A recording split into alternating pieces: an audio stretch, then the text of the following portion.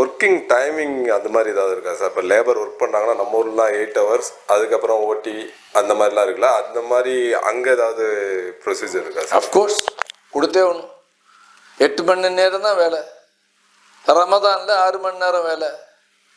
8 மணி நேரத்துக்கு மேலே போச்சுன்னா, ஆனால் கடைகளுக்கு அந்த சட்டம் செல்லாது.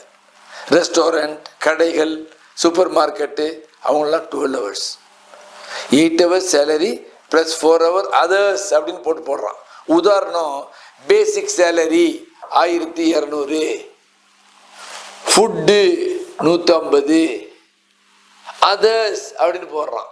அந்த அதர்ஸ் என்ன, இந்த 8 hours மேலே போய் நீ வேலை செய்கிறதுனால தான் அந்த அதர்ஸ்ன்னு போடுறான். அதை எலாபரேட் பண்ணுறான், பிரித்து காட்டுறான். டோட்டல் அப்படின்னு வருது. அப்போ 1200 ப்ளஸ் 300 ப்ளஸ் 150 இது எல்லாம் சேர்த்து டோட்டல் உள்ளது. மற்றபடி ஹாலிடேல வேலை செய்கிறாருன்னா அது டபுள் சேலரி கொடுத்தாகணும். கவர்மெண்ட் ஹாலிடே, ஈது, பெருநாள் அன்னைக்கு வேலை செய்கிறார், கிறிஸ்மஸ்ஸு அங்கே ஹாலிடே கிடையாது, நியூ இயர் ஹாலிடே வேலை செய்கிறார், அப்போ டபுள் சேலரி. ஸோ இதுதான் சட்டங்கள். போனஸ் அது மாதிரி எதுவும் கொடுக்குற மாதிரி எதுவும் இருக்குமா? அது போனஸ் சேல்ஸ் பீப்புளுக்கு இன்சென்டிவ், அதுக்கு அதெல்லாம் வந்து லேபர் லா கிடையாது.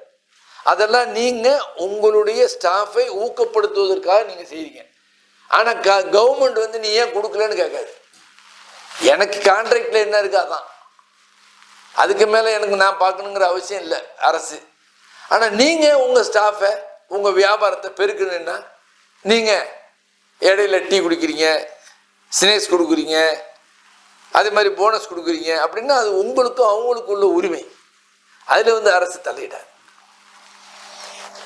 இப்போ ஒரு ஸ்டாஃப் நம்ம ரெக்ரூட் பண்ணிட்டோம், அவங்க வந்து 6 months ஒர்க் பண்ணி முடிச்சுட்டு இன்னொரு கம்பெனிக்கு போகிறாங்கன்னு வச்சுக்கோங்களேன். இப்போ நீங்கள் சொன்ன மாதிரி அவங்க பெனால்ட்டியே நம்மகிட்ட கிட்டிகிட்டே போகிறாங்கன்னு வச்சுக்கோங்க இன்னொரு கம்பெனிக்கு. இப்போ நம்மளோட எவிடன்ஸ், அந்த நம்ம தான் அவங்கள கூப்பிட்டு வந்திருப்போம். ஸோ நம்மளோட எவிடன்ஸில் தான் அவங்கள வந்து இங்கே ரெக்ரூட் பண்ணியிருப்போம். இப்போ அந்த கம்பெனிக்கு மாற்றும் போது அது எப்படி சார், என்ன மாதிரி? நம்மளோட விசாலாம் கேன்சல் ஆகி அந்த கம்பெனிக்கு புதுசாக விசா அப்ளை ஆகி தான் போவார். அந்த விசா அப்ளை பண்ணும்போது நீங்கள் கேன்சல் பண்ணும்போது நீங்கள் ஒரு லைன் அங்கே கேட்கும், எது பேண்ட் வைக்கிறியா? பேண்ட் மீன்ஸ் காம்படிட்டர்கிட்ட போகிறதுக்கு எது பேண்ட் வைக்கிறியா? அல்லாத பேண்ட் வைக்க முடியாது ரீசன் இல்லாமல். பேண்ட் நீங்கள் பேன் பண்ணலாம், 1 year பேன் பண்ணலாம். என்னுடைய காம்படிட்டர்கிட்ட போகிறாரு, அதனால என்னுடைய வியாபாரம் பாதிக்குது அப்படின்னு ஒரு லெட்டர் கொடுத்தா அந்த லெட்டரோட சேர்த்து அவன் உங்களை அப்ளை பண்ணும்போது அங்கே பேண்டு காட்டும், சாரி இவர் நீ எடுக்க முடியாது. அப்போ அவங்களோட கான்செப்ட் என்ன, 1 வருஷத்துக்குள்ள அந்த கான்ட்ராக்ட்ஸ்லாம் மாறி போயிடும். அதுக்கப்புறம் இவன் வந்து எதுவும் செய்ய முடியாது. அதனால தான் அந்த 1 வருட பீரியட் வைக்கிறாங்க.